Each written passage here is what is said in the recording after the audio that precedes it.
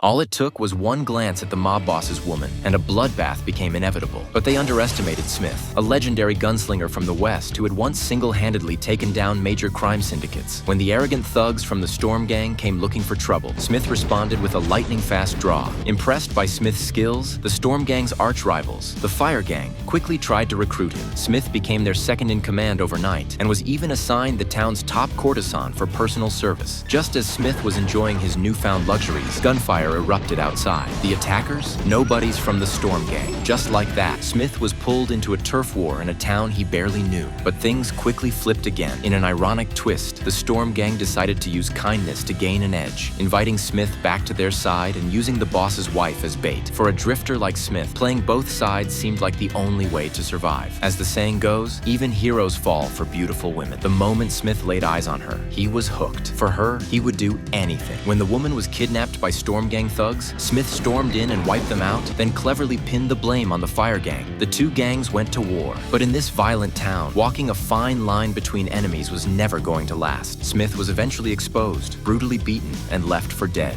Thankfully, the sheriff and a bartender rescued him just in time. The town's residents had long grown tired of the chaos, but they had lived in fear until Smith showed up. The sheriff finally saw a glimmer of hope. As long as the gangs remained, peace would never return. So once Smith had healed, the sheriff brought him weapons. With Smith donning his signature hat, the final showdown was on.